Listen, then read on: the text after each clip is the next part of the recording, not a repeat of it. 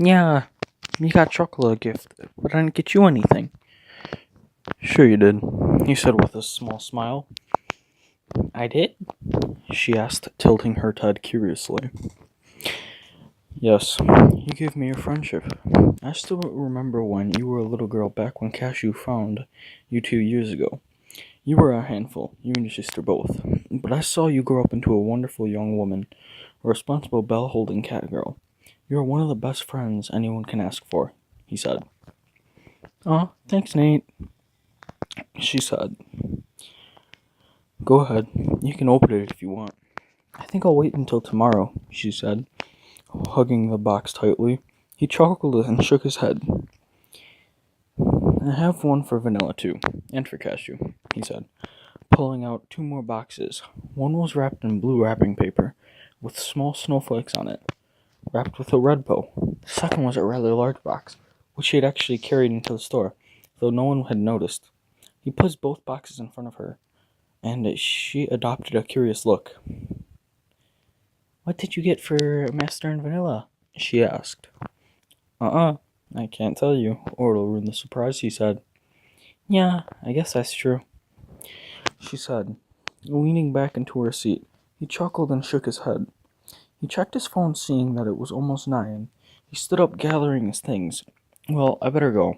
I was supposed to be back home literally after my date with Britt. But since she skipped out on me, I have to walk home, he said. He pulled out his wallet and handed the girl 100, making her go wide-eyed. Nate, this is way more than you ordered, even with Big Sis Maple and Nick's order. It only totals out to $36.74, she said. Get the change. I'm a strong believer of the phrase, tip your waitress, or in this case, waitresses, he said, seeing Vanilla join them. What's that? She asked, pointing to the box in Chocola's hands.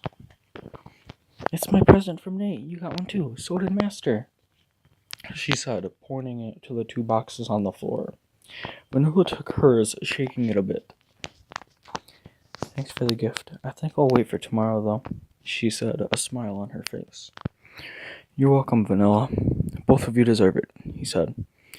Petting both of them, he took a look out the window, eyes widening. Crap. It's snowing, he said. It started snowing like an hour after Maple and Nick left. It's been coming down pretty hard. We're actually closing early, Cashew said, joining them by the window. Damn it, I gotta walk home, Nate muttered. It's not that deep. How far do you live? He asked. On the outskirts. I moved a few months ago, remember? Peppermint wanted a bigger closet, he said. That's an hour and a half walk from here. And since there's a good 6 inches of snow on the ground, I'd say around double that, the chef said, making the young man sigh in anger. Great. I feel like I wasted my time today. I want to punch Toshio in his fucking lips for betraying me. Fucking dickhead, he said firmly. He looked at the 3, a frown on his face. Sorry, I didn't mean to swear. No worries. I'd be in your place if that crap happened to me. Why don't you call Peppermint? She may give you a ride, Cashew replied. Good idea, he said, grabbing his phone from the table. He unlocked it and dialed his sister's number, putting it on speaker because he was too lazy to hold it to his face. What's up, little brother? How was your date? Hey, Pepper. I'd rather not talk about that right now. Listen, I need a ride home. I'm still at La Solil, he said.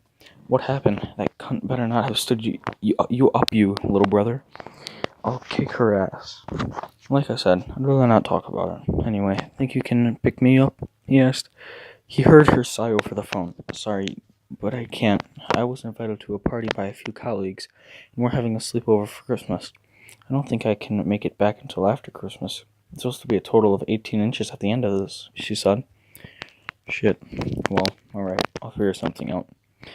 Sorry, little brother, but I want details on what happened when I get home, alright? Be safe, and Merry Christmas. Merry Christmas, Peppermint, he said, handing a cab. Hanging up. Well, that was a shame. How about a cab, Vanilla suggested, earning a nod from him. He dialed the number for the local cab service, putting it on speaker. Taxi? Hey, Lasolil, do you think you could take me to 343 East Gardner Boulevard? What? That's across town. In this weather? Dude, I'll give you $100. Come on, man, I'm desperate. Screw that, kid. Local residents only. Tough luck. Fucking dick, he said, setting his phone down. He took another peek outside, seeing the snow was deeper than before. The plow had gone by not that long ago, keeping the streets mostly clear. Guess I'm walking home. It's all to be fun, he said, an emotionless tone in his voice. Nate, there might be someone who can take you home, Chocolate said, earning a curious look from him. And that is? Coconut. She was coming over to deliver some presents. She can take you back, the brown-haired cat girl replied. I don't think Coconut would be willing to take me back home. It's too far and too cold, he said firmly. She won't mind, she reassured. I guess I'll wait for her then. In the meantime, I'll help you three clean up, he said. You don't have to do that, man. I can handle it, Cashew said. No, it won't be any trouble. Besides, it's the least I can do, he said with a small smile. He followed the store owner to the back room, grabbing some cleaning supplies. Seriously, man, you don't have to do this. Like I said, it's no problem. I'm actually curious about something. Do you have any positions open? I want to get out of the house more. Truth be told, I've actually just been sitting in my room wallowing in my boredom, he said. Cashew chuckled and shook his head. We have a barista opening available if you were interested. I can have you start on Monday. I like that, and you can teach me the ways of coffee making, he said with a chuckle. I'll have Coconut train you. She's the one that handles the stuff. She has a natural affinity for it, he said. Nate headed back into the main room, starting on all of the tables. Chocolate and Vanilla had been busy cleaning out the display case in the front, so they hadn't spoken much. After a few minutes, he heard someone come in. Thinking it was a customer, he walked over to them. Sorry, we're closed, he said, glancing at the young woman. She brought her hood down, revealing a pair of pointed cat ears. Her blonde hair was a bit wet from the snowflakes. She was wearing a tan coat, which left a bit of her midriff exposed. Which she was able to handle the cold was beyond him. She wore matching blue jeans and a brown leather belt. She also wore matching boots with a slight heel on them. She had a bright amber eye and an equally bright blue eye. A fluffy tail flicked behind her, shaking off the snow that had stuck to it. I can read, idiot, she said. Oh, it's just you, Coco. I thought it was a customer, he said, shrugging it off. He continued to wash the tables. Well, hi to you, too. What are you doing here? She asked. I had a date with my cunt ex-girlfriend. Got stood up. Practically was told to my face that I was being taken advantage of because of my money. How's your day going? He asked. I spent 3 hours following that cunt ex-girlfriend of yours. I was going to tell you, but it wasn't my place, she said. It was alright. Anyways, I was wondering if you could give me a ride home. It's a bit of a far walk from here. I don't know. The snow is getting heavier as it is, she said. It's alright. If you can't, I can just ask Cashew to use his spare room, he said with a shrug. I'll go talk to them real quick. I brought their gifts, so it won't take me long. Gather your things, okay? She asked. He nodded and finished up washing the tables. After he finished wiping them, he set everything away. He gathered all of his things and waited at one of the booths. He felt his phone ring and pulled it out of his pocket, answering the call. Hello? Hey, sweetie. How's your Christmas Eve?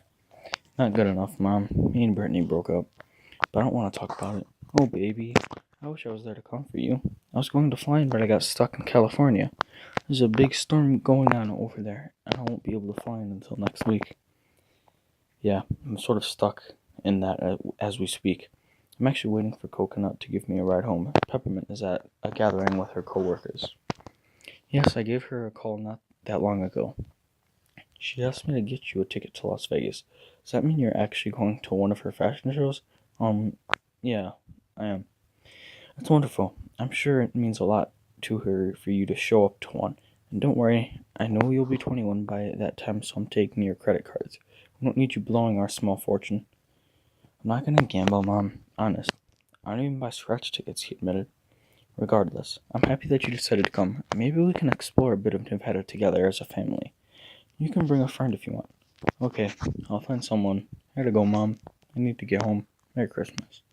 Merry Christmas, sweetie. Stay safe and warm. He hung up the call, shoving his phone in his pocket. He looked up, seeing Coconut patiently waiting for him. He stood up, grabbing all of his leftover gift boxes and bags.